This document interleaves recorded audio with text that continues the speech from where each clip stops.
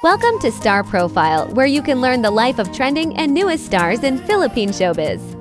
If you're new to this channel, please don't forget to like and subscribe.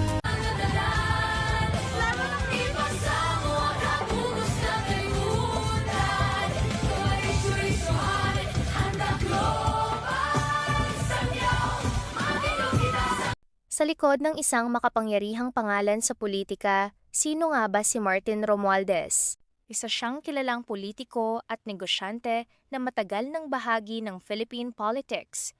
Paano nga ba nagsimula ang kanyang buhay at karera? Ano-ano ang mga kontrobersyang kinasangkutan niya? Sa video na ito, kilalanin natin si Martin Romualdez, ang kanyang background, pamilya, career, at mga issue na kinakaharap niya ngayon. Si Ferdinand Martin Gomez Romualdez ay ipinanganak noong November 14, 1963. Siya ay 63 na sa darating na Nobyembre. Ipinanganak siya sa Tacloban City, Leyte. Profession: isa siyang lawyer, businessman at politiko na naging 28th Speaker of the House of Representatives mula noong 2022 hanggang sa nag-resign siya noong 2025. Sa ngayon siya ay congressman representing the 1st District of Leyte.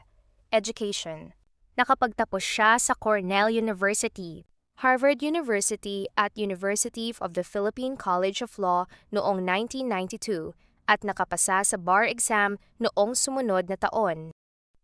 Ang kanyang mga magulang ay sina Juliet Gomez at Benjamin Cocoy Romualdez na dating governor ng Leyte at Philippine Ambassador to the United States, China at Saudi Arabia.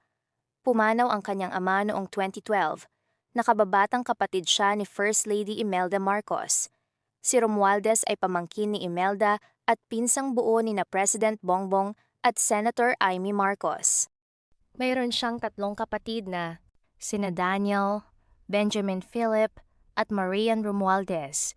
Ang asawa niya ay si Yeda Marie Romualdez, former beauty queen and politician na representative ng Tingog Party List.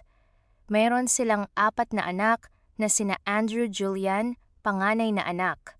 Naging unang nominado ng Tingoy Party List at naging member ng House of Representatives noong 2025. Ferdinand Marty Romualdez Jr., pangalawang anak, isang konsehal sa Tacloban City. Naliling umano siya ngayon sa aktres na si Sara Labati. Maribela Romualdez at Maddie Romualdez ang bunso. Net worth: ayon sa kanyang SALN, umabot sa humigit kumulang 3 to 4 billion ang idineklarang net worth ni Martin Romualdez. Gayunpaman, iba-iba ang lumalabas na estimates online at hindi dapat ituring na opisyal ang mga private net worth estimate. Ang kanyang pamilya ay may malaking minanang kayamanan at mga pagmamay-ari sa negosyo. Ang kanyang ina ay napabilang sa Forbes Philippine 50 Richest o list ng mga pinakamayamang Pilipino. Mga controversies na kanyang kinasangkutan. Sa kanyang mga taon bilang kinatawan ng 1st District ng Leyte, may mga proyektong pangkalusugan, edukasyon, at infrastruktura na kanyang isinulong. Ngunit kasabay ng mga positibong proyekto ay ang mga umano'y anomalya sa flood control projects noong siya ang Speaker ng House of Representatives pa. Nagsimula ang kontrobersiya sa malawakang investigasyon sa mga flood control project na pinondohan ng gobyerno. Dahil si Martin Romualdez ay Speaker ng House noong panahong sinusuri ang budget, naging sentro rin siya ng mga alegasyon tungkol sa umano'y budget insertions at kickbacks. Kalaunan lumitaw ang pahayag ni Zaldico at iba pang testigo. Noong July 2026, formal na nagsimula ang preliminary investigation ng Ombudsman laban kay Romualdez. Ngunit hanggang ngayon, mga alegasyon pa lamang ang mga ito at hindi pa final na hatol ng korte.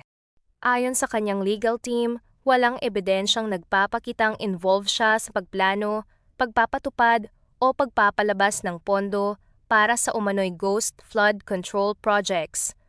Ayon kay Romualdez, iginiit niya na ang pagpapatupad ng mga project at pagpapalabas ng mga pondo ay nasa ilalim ng control ng executive ng pamahalaan at hindi ng legislative.